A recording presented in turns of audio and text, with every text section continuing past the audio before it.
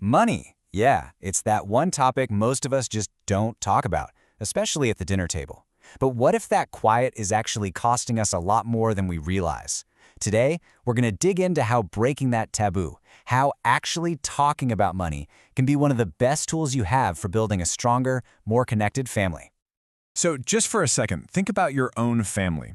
When it comes to money, is it an open book, or is it kind of kept under lock and key? Seriously, how you answer that question, it reveals a whole lot. Because the moment money becomes a secret, that's when the problems start. You see, when money is the big secret, a couple of things almost always happen. First, kids grow up completely in the dark, with no real guidance for their own financial future. And second, the adults, well, they start avoiding those tough but necessary conversations, letting little frustrations build up into some really big resentments. But, and this is the good news, it absolutely doesn't have to be that way. The second you decide to crack open that door and just start talking, the rewards, well, they can be immediate and honestly pretty profound.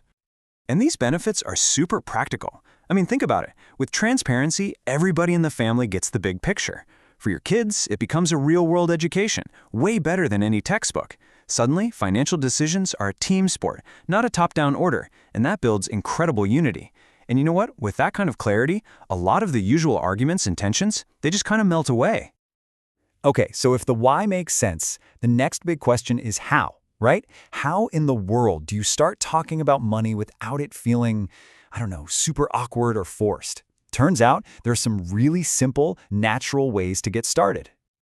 You really can start small. First, just adapt the talk to their age. A piggy bank for a 5-year-old is perfect, a real budget for a teenager.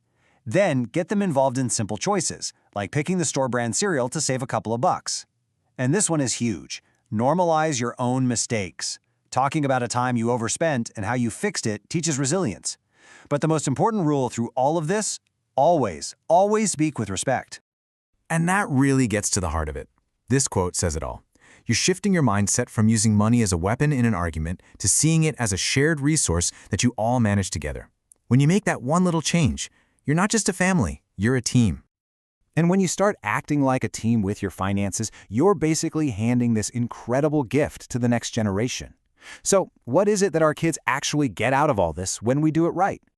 Well, they gain at least 3 essential things. First up is security. Just knowing there's a plan, even if times get tough, is incredibly comforting for a kid.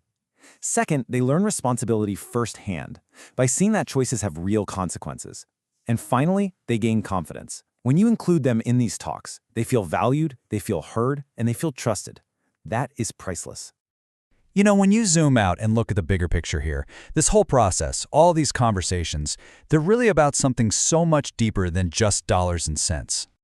Because when money stops being this big, scary secret and just becomes a normal dialogue, your family gains way more than just financial stability. What you're really building is a foundation of trust, respect, and unity. And let's be honest, that's the real price here, isn't it? Which brings us right back to where we started, with one last question for you to think about. In your home, right now, is the topic of money an open door, or does it still feel like you're trying to navigate a minefield? The choice of what you do next, well, that's all yours.